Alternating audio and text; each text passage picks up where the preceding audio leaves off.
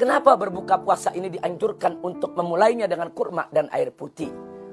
Kurma mengandung glukosa yang sangat tinggi. Sementara lambung kita setelah seharian berpuasa tidak mendapatkan suplai makanan maupun minuman, itu terjadi pengerutan. Bahkan jalan-jalan darah kita mulai tidak lancar. Nah, ketika itu manakala perut itu ingin kembali dinormalkan, ketika perut itu ingin disuplai makan makanan yang berat, maka lambung tadi tidak boleh dikagetkan dengan makanan yang berat. Untuk itu dirangsang terlebih dahulu. Bagaimana cara merangsangnya? Dengan memakan kurma. Karena glukosa yang dikandung kurma itu akan merangsang lambung untuk kembali normal agar siap untuk mencerna makanan. Bukan di situ saja, didorong dengan air putih. Ada apa dengan air putih? Air putih untuk mempercepat sirkulasi daripada glukosa tersebut di dalam tubuh dan di dalam darah. Sehingga darah yang semula yaitu mulai tidak lancar karena seharian kita tidak makan, tidak minum, segera mendapatkan suplai glukosa. Begitu juga lambung yang mulai mengerut karena menahan lapar sejak pagi, maka begitu mendapat suplai glukosa tadi, dia mulai kembali secara perlahan, yaitu menjadi normal, hilang kerutannya, darah juga mulai terbuka, sehingga siap untuk mendapatkan suplai makanan yang berat. Subhanallah. Jadi kenapa Nabi makan korma terlebih dahulu? Ternyata di dalam korma ada glukosa yang bisa menormalkan kembali daripada lambung, begitu juga melancarkan jalan darah. Kenapa harus didorong dengan air putih? Untuk mempercepat sirkulasi, yaitu glukosa tadi di dalam tubuh maupun di dalam darah seseorang. Lalu, kenapa setelah itu Nabi tidak langsung memakan makanan yang berat?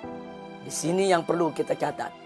Setelah lambung tadi mendapatkan suplai glukosa yang dikandung oleh kurma, setelah air putih membantu percepatan sirkulasi, maka lambung dan seluruh jaringan tubuh kita membutuhkan beberapa saat agar kembali menjadi normal lagi.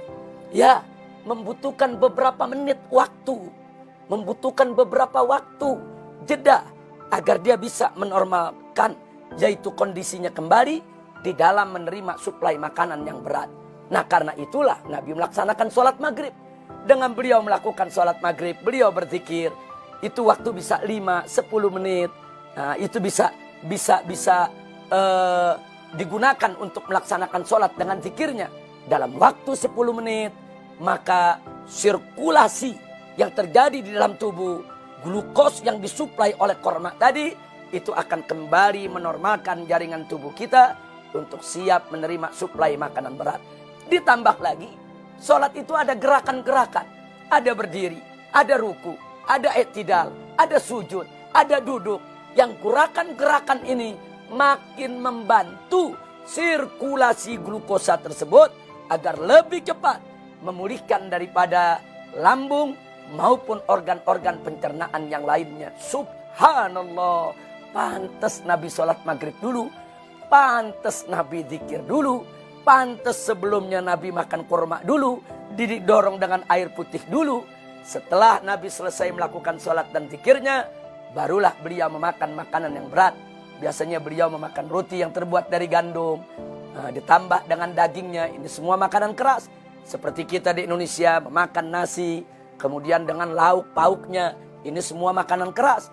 Jangan langsung kita memakan makanan yang keras ketika kita berbuka puasa. Beri kesempatan kepada lambung untuk menyesuaikan diri. Beri kesempatan kepada organ pencernaan untuk mempersiapkan diri di dalam menerima daripada suplai makanan berat. Caranya, ikuti cara berbuka Nabi kita Muhammad SAW. 1. Segerakan berbuka. 2. Baca basmalah dan doa. 3. Jangan lupa makan korma dan minum air putihnya. 4. Setelah itu sholat maghrib dan zikirnya. 5. Barulah memakan makanan yang berat.